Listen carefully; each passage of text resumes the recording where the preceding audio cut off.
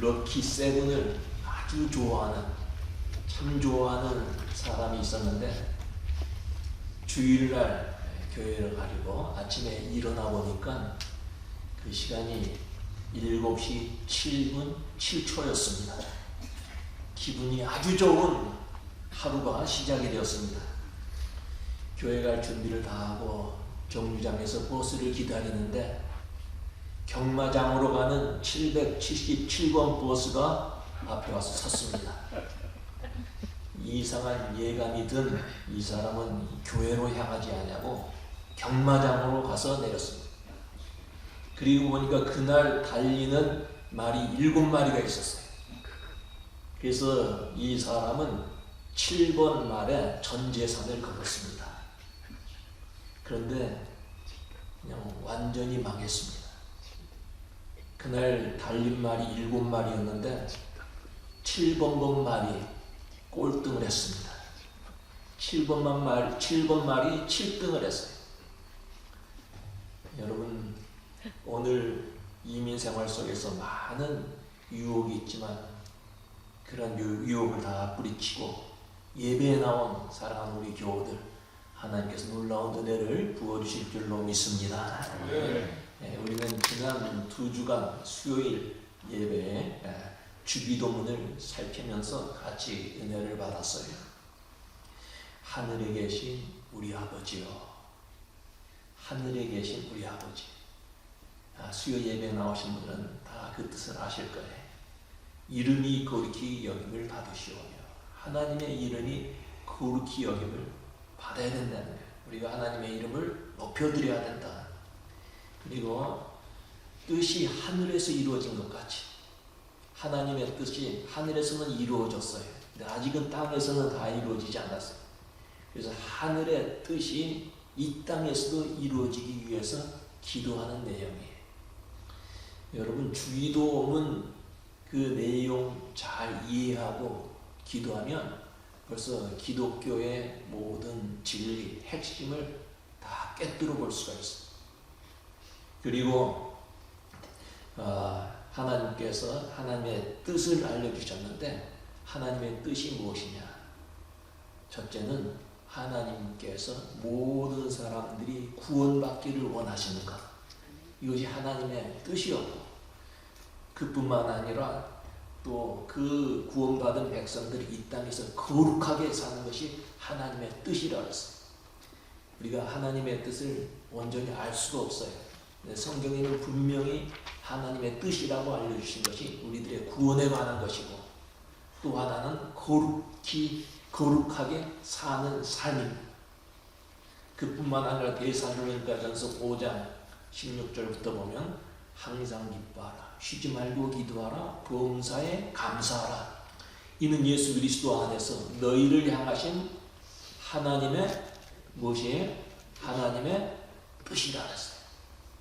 하나님의 뜻을 데살로니가에서 분명히 우리에게 가르쳐 주셨어요. 그래서 지난 수요일에 하나님의 뜻에 대해서 항상 기뻐하라, 이 말씀에 관한 말씀을 나눴어요. 오늘은 범사에 쉬지 말고 기도하라, 범사에 감사하라, 이 말씀으로 같이 은혜를 나누려고 합니다.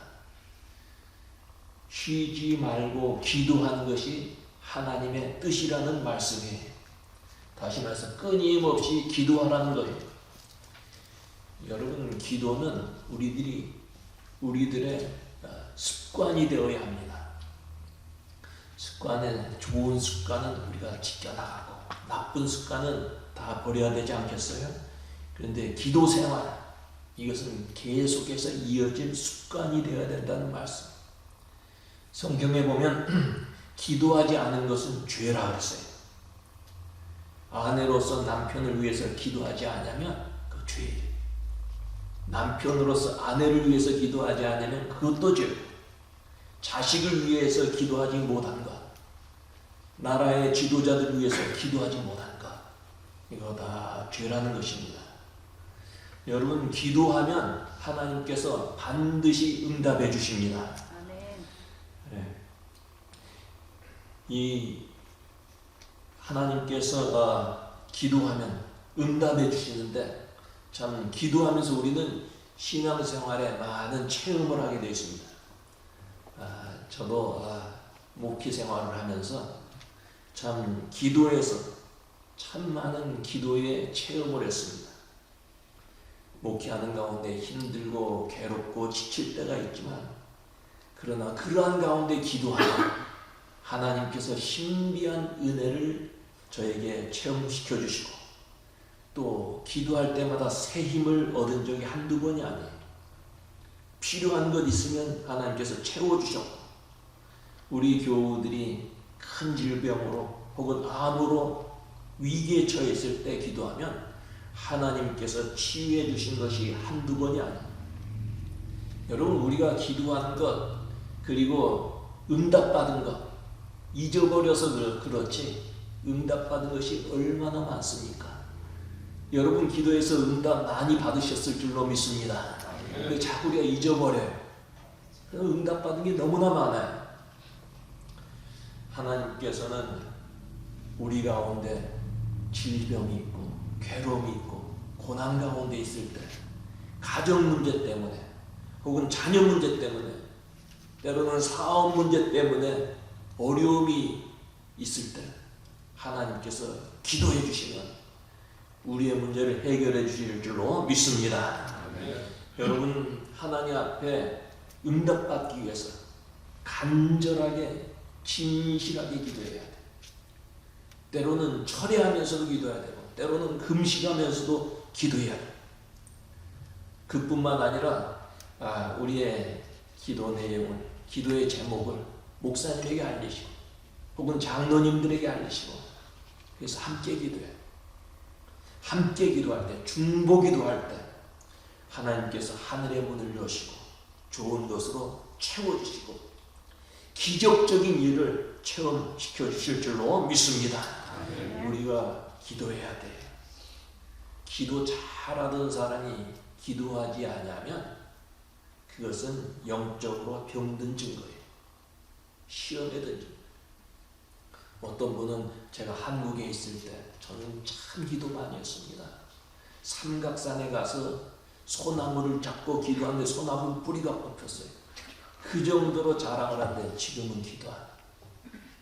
그건 다 영적으로 약해진 모습이에요. 기도하지 않은 것은 교만입니다. 자기의 힘으로 무엇이든지 할 수 있다고 믿는 사람은 절대 기도하지 않아요. 그러나 자기 힘으로 했지만 최선을 다했지만 그러나 부족하니 하나님께서 나를 도와주셔야 된다는 이런 믿음을 가진 사람만이 기도하는 거예요. 여러분 타이타닉이라고 하는 유명한 영화 다 보셨을 거예요. 이 타이타닉 배는 1912년 대영 제국이 영국의 명예를 걸고 사람의 모든 지식과 경험을 총동원해서 만든 배입니다. 바다 위에 떠다니는 가장 호화롭고 가장 크고 가장 튼튼하고 안전한 배로 만들어졌습니다.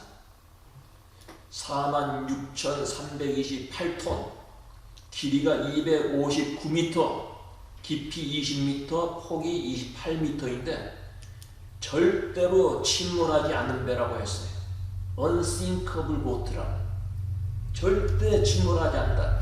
하나님마저도 그 배를 침몰시킬 수 없다고 이야기했어요. 그리고 대형 영국에서 미국으로 이제 출항을 할 때 온 세상이 떠들썩. 이 배는 아주 빠른 속도로 이렇게 운항을 하면서 횡단을 하면서 최고 속력을 냈어요. 이만큼 훌륭한 배라는 것을 자랑하려고. 그래서 이 배를 만든 사람들은 자신들이 명성이 세계에 알려졌고 또 무한한 영역에 도전한다고 생각을 해서 몹시 흥분을 했어요. 프라이드를 가졌어요. 그런데 이 배는 얼마가 지나서 빙상에 부딪혀서 파손이 되어 산산조각이 나고 2208명 중에 1513명이 이 배와 함께 수장되었습니다. 여러분, 이 배가 왜 침몰했습니까? 배를 잘못 만든 것 아니에요. 그 배를 운항하는 선장이나 선원들 기술이 부족해서도 아니에요. 이 타이타닉 배가 이렇게 침몰이 된 것은 인간의 능력에는 한계가 있다. 그뿐만 아니라 인간의 교만은 하나님 앞에서 반드시 무너진다는 것을 보여준 것입니다. 성경에 보면 바벨탑 이야기가 나와요. 하나님께서 바벨탑을 무너뜨렸어요. 바벨탑은 어떻게 쌓여졌습니까? 사람들이 우리의 이름을 높이고 이 배를 꼭대기까지 쌓아서 하나님까지 올라가서 우리의 이름을 높이고 흩어짐을 면하자. 하나님께서 흩어지고 번성해서 이 땅에 충만하라고 했는데 하나님 앞에 도전한 거예요. 바벨탑 무너졌어요. 인간의 교만 무너졌어요. 그래서 인간의 지식이나 사상을 중심으로 해서 집을 지으면 그 집은 모래 위에 있는 집과 같아. 하나님 말씀 위에 집을 지으면 반석 위에 세운 집과 같이 든든히 서게 되는 것입니다. 기도는 하나님과 대화입니다. 얼마 전에 어떤 사람이 아주 큰 공장에서 일을 하다가 대형 냉장고, 한 방이 냉장고, 좀 큰 냉장고에 들어갔는데 그만 냉장고 문이 닫혀서 나올 수가 없었어. 이 사람은 얼어 죽는 줄 알았습니다. 그런데 다행히 보니까 자기에게 셀폰이 있는 거예요. 셀폰으로 911 전화로 해서 구출을 받았어요. 참 얼마나 이 셀폰이 좋은지 몰라요. 필요할 때 언제든지 전화를 할 수가 있어요. 그러나 이 필요한 또 이렇게 편리한 셀폰이 공해가 될 때도 많아요. 공공장소에서 전화벨 소리 때문에 그 주변 사람들의 그런 분위기에 지장을 줄 때가 있어요. 또 어떤 분은 예배 시간에 이 셀폰을 끄지 않아요. 그래서 예배를 드리고 있는데 셀폰 이 전화벨 소리가 들리는데 조용한 시간에 밀양아리랑 날 좀 보소 이 셀폰에서 노래가 음악이 나오는 거예요. 이 셀폰 언제든지 원하는 사람과 통화할 수 있어서 참 편리하죠. 그런데 여러분, 이 셀폰보다 더 편리하고 더 좋은 것이 있는데 그게 무엇인 줄 아세요? 그것은 바로 기도폰입니다. 어려운 일을 당할 때, 위급할 때, 외로울 때 언제든지 하나님과 통화할 수 있기 때문에 이 셀폰은 고장날 수도 있고 통화 중일 수도 있지만 기도폰은 절대 고장나지 않아요. 그뿐만 아니라 언제든지 통화 중이 없어요. 하나님과 대화할 수가 있어요. 기도는 하나님과의 대화예요. 이 셀폰 물 들어가면 고장나요. 그러나 기도폰은 비 오는 날, 심지어는 수영장에서도 사용할 수가 있어요. 여러분, 기도폰을 많이 사용하시기를 바랍니다. 쉬지 말고 기도하라. 쉬지 말고 기도하라. 언제든지 기도하는 거예요. 운전하고 가다가도 어려운 사람 보면 위에서 기도하세요. 한국의 뉴스를 보면서 정치가들 막 욕할 때가 있어요. 조국 살려야 되나, 죽여야 되나, 뭐 그런 얘기, 뭐 야당, 여당 대표들 막 욕할 때가 있어요. 우리는 그렇게까지 할 필요 없어요. 그들을 위해서 기도해야 돼요. 마음이 아플 때, 괴로울 때 위해서 기도해줘요. 항상 기도할 수 있어요. 우리 아내들은 쌀을 씻으면서도 기도할 수 있어요. 하나님, 이 쌀을 씻듯이 우리 안에 마음에 있는 거 다 씻어주시고 이것으로 밥을 만들어서 먹을 때 우리 식구들 건강하게 해주세요. 언제든지 눈에 보이는 대로 여러분들 기도할 수 있어요. 기도폰을 많이 사용해야 돼요. 또 하나님의 뜻은 범사에 감사하는 거예요. 하나님은 우리들에게 무슨 일이든 감사하며 살라고 말씀하십니다. 빌립보서 4장에 아무것도 염려하지 말고 오직 모든 일에 기도와 간구로 너희 구할 것을 감사함으로 하나님께 아뢰라. 그리하면 지각에 뛰어난 하나님의 평강이 너희 마음과 생각을 지켜주시리라 그랬어요. 어떻게 기도하라? 감사하며 기도하라. 염려하지 말라는데 감사하며 기도할 때 지각에 뛰어난 우리의 머리털까지도 세시는 지각에 뛰어난 하나님께서 우리의 문제를 다 해결해 주시고 우리 마음과 생각을 지켜주신다 그랬어요. 감사라는 거예요. 일제시대에 아동문학가 소파 방정환 여러분들 다 아십니다. 어느 날 강도가 이 방정환 선생님 집에 들어와서 돈을 내놓으라 그랬어요. 그랬더니 이 선생님이 그냥 순순히 한마디도 얘기 안 하시고 390환 아주 많은 돈을 그 강도에게 줬어요. 강도가 돈을 받아가지고 나가려고 하는데 방 선생님이 여보시오, 돈을 가져가면서 고맙다는 말을 해야지 왜 그냥 나가려고 합니까? 이 강도가 너무 어이없지만 할 수 없이 고맙다고 이야기를 하고 나갔어요. 그런데 얼마 후에 강도와 경찰에 붙잡혔어요. 경찰서에서 방정환 선생님에게 오셔서 좀 증인을 해주세요.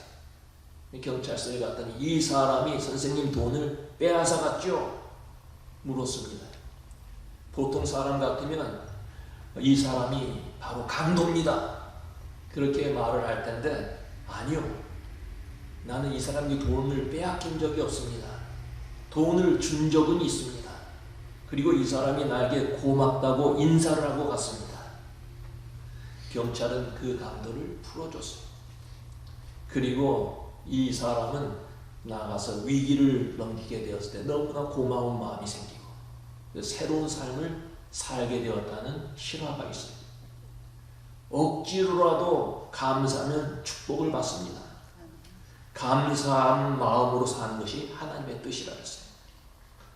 여러분, 감사하는 마음에는 감사할 일이 더 많아지게 되는 것입니다. 여러분, 감사의 조건이 날마다 많아지시기를 바랍니다. 사람은 감사하며 살아야 돼. 어떤 동갑내기 부부가 늦게 결혼을 해요. 그래서 60세가 되었을 때 결혼 25주년이 되었어요. 그래서 아내는 이 뜻깊은 날 정성을 다해서 맛있는 음식으로 저녁 식사를 준비했어요. 그런데 이처럼 헌신적인 아내와 살면서도 남편은 아내가 나이보다 늙어 보인다는 그런 생각에 나이 젊고 예쁜 여자와 살았으면 하는 마음을 가졌어요. 그래서 부부가 같이 길을 걷다가도 젊고 예쁜 여자가 지나가면 눈을 띄지를 못했어요. 얼마나 이 아내가 속이 상했을까요? 근데 이날 저녁에 식사를 하고 있는데 갑자기 천사가 나타나. 그동안 25년 동안 사는데 수고 많이 했는데 너희들 소원이 무엇이냐? 아내에게 먼저 묻습니다. 아내가 그동안 살면서 외국 여행, 세계 여행은 한 번도 한 적이 없는데 세계 일주할 수 있는 그런 것을 저에게 주시면 좋겠습니다. 세계 일주 여행. 근데 바로 천사가 세계 일주 여행할 수 있는 비행기 티켓을 줬어요. 얼마나 좋겠어요. 이번에는 남편에게 묻는 거예요. 당신의 소원은 무엇입니까? 그러니까 아내의 그 손에 들려진 비행기 티켓을 보면서 저는 좀 더 예쁜, 젊은, 특히 나보다 30살 젊은 여자와 살게 해주세요. 그랬더니 갑자기 남편이 90세 할아버지로 바뀌었어요. 마음을 잘못 쓴 이 남편, 그 다음에 얼마나 아내에게 어려움을 당했을까. 여러분 상상에 맞게 사람은 감사하는 마음으로 살아야 합니다. 우리의 삶을 돌아보면 다 감사합니다.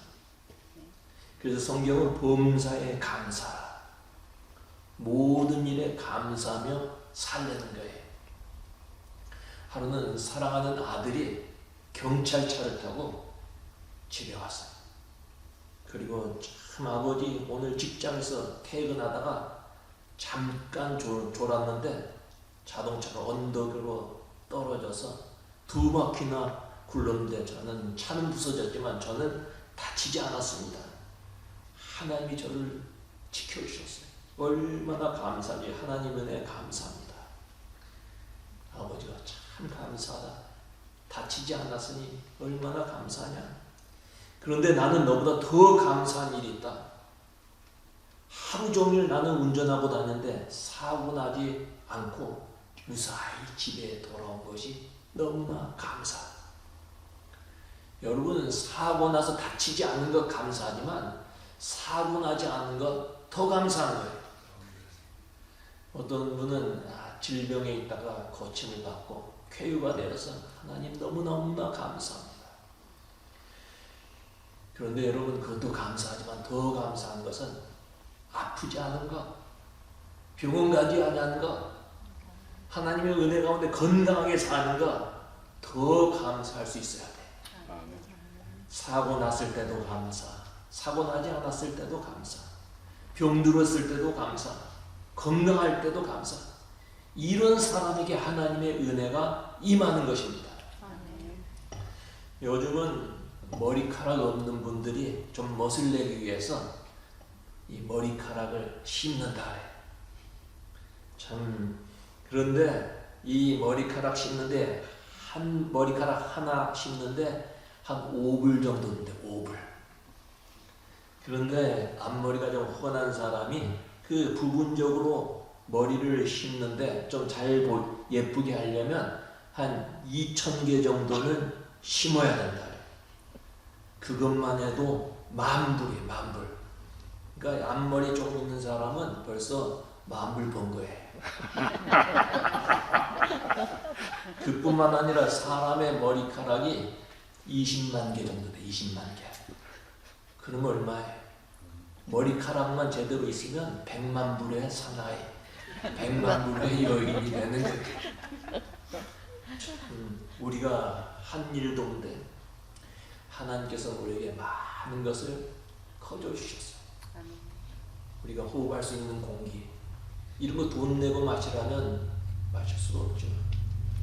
물론 수도세 냅니다만 그건 물값이 아니에요. 수도국에서 일한 값이지. 귀한 것은 하나님께서 다 거저 주셨어요. 그뿐만 아니라 밤에 잠 잘 자고 음식 잘 먹고 열심히 일할 수 있는 직장 주시고 좋은 것을 보고 듣게 하신 것, 하나님께 감사해요. 주일날 주 앞에 나와서 예배하는 것, 이 시간에 이 자리에 앉아있는 것 감사해야 됩니다. 우리는 감사하는 사람이에요. 그런데 여러분, 우리는 세상 물질이나 건강이나 사업의 성공만으로 감사해서는 아니 됩니다. 이것 외에도 참으로 감사할 내용들이 많이 있기 때문에 물질적인 것이 아니라 영적인 것, 정신적인 것 감사할 일이 얼마나 많습니까? 오늘 현대인들이 건강이나 물질이나 소유한 것이 없어서 마음이 허전하고 공허하고 불행한 것 절대 아니에요. 마음에 진정한 감사가 없기 때문에 불만이 생기고 미움이 생기고 불행해지는 거예요. 우리 예수 믿는 사람들은 좀 더 차원 높은 감사를 할 수 있어야 합니다. 사도 바울의 생애를 보면 그의 삶이 전부 감사로 가득 차 있었어요. 바울은 사람들이 감사하지 못할 환경, 조건 가운데서도 감사 생활했습니다.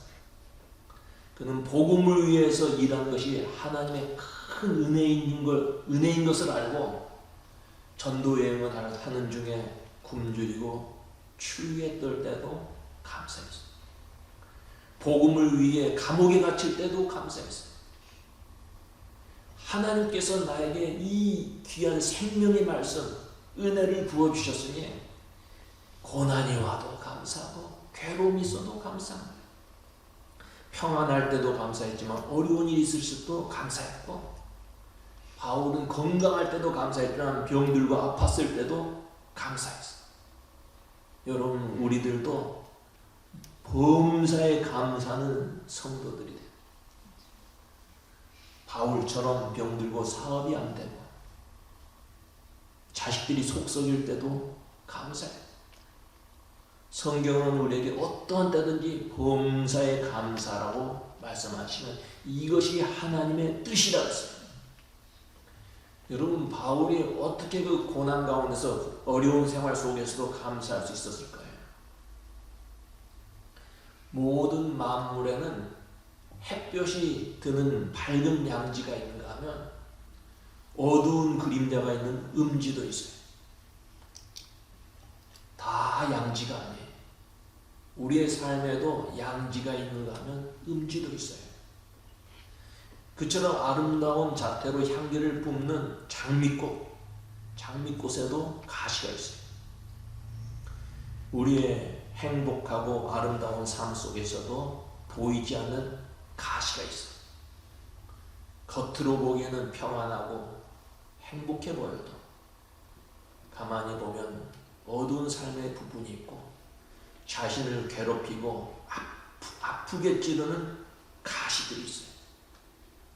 사도 바울에게도 가시가 있었습니다. 무서운 가시. 사도 바울에게 있던 무서운 그 가시는 무엇인가? 정확하게 성경에 기록되어 있지 않지만 그것은 아마 안질이나 간질이었을 것이다. 바울이 예수 믿는 사람 핍박하러 가다가 다메섹 도상에서 밝은 빛을 보고 눈이 어두워졌어요. 아나니아가 안수해서 눈이 떠졌어요. 그러나 그 이후로 눈이 아주 좋지 않았을 것이다. 그래서 이 바울 서신을 보면 거의 바울이 쓰지 않았어요. 바울이 불러주고 옆에 두기고 뭐 이런 분들이 대필하고 마지막에 사인을 바울이 한 거예요. 안질이었을 것이라는 사람도 있고요. 또는 간질병이었을 것이다. 무서운 병이에요. 간질에 걸리면 갑자기 발작을 하게 되고 입에서 거품이 나오고 그러잖아요. 바울이 복음을 전하다가 막 간질이 올 수도 있는 거예요. 무서운 가시가 그를 괴롭혔어요. 선교 활동에 큰 지장을 주었을 거예요. 다른 사람들에게 그것 때문에 멸시도 받고 천대도 받았을 거예요. 다른 사람들 안수해서 병 낫게 하는데 왜 자기 병을 고치지 못하느냐 비난도 받았을 거예요. 여러분, 이 사도 바울의 가시를 생각하면서 하나님께서 왜 그렇게 충성스러운 바울에게 괴로운 가시를 주었을까?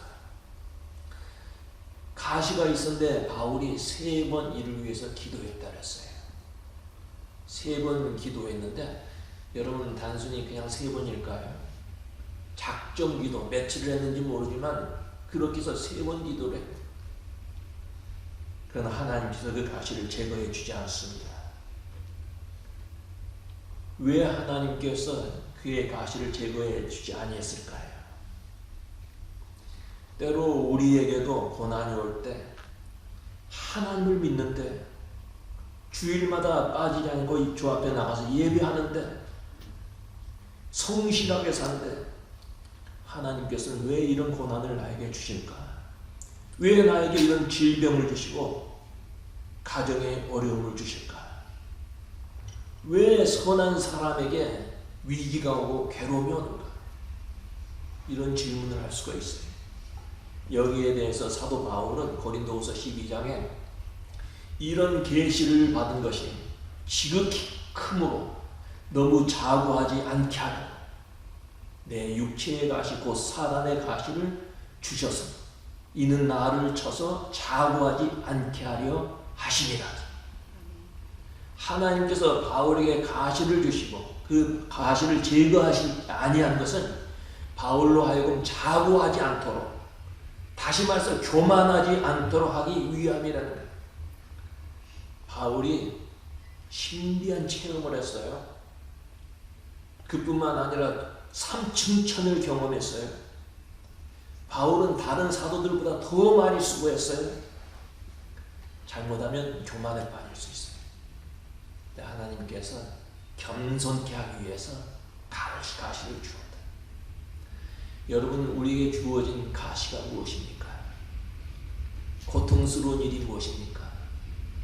하나님께서 나로 하여금 겸손하게 하시고 주님 바라보게 하시고 기도하며 살게 하시고 고난 가운데서도 감사하며 살게 하기 위해서 나에게 허용해 주신 하나님의 은혜라고 생각할 때 우리는 감사할 수 있는 것입니다. 하나님의 뜻이 하늘에서 이루어진 것 같이 땅에서도 이루어지다. 하나님의 뜻 항상 기뻐하며 사는 것, 쉬지 말고 기도하며 사는 것, 범사에 감사하며 사는 것. 우리 모두가 하나님의 뜻에 순종하며 살아서 하나님께 영광 돌리고 여러분들 생활 속에 기쁨과 기도와 감사가 넘치는 하나님의 백성들 되시기를 주의 이름으로 축원합니다. 기도하겠습니다.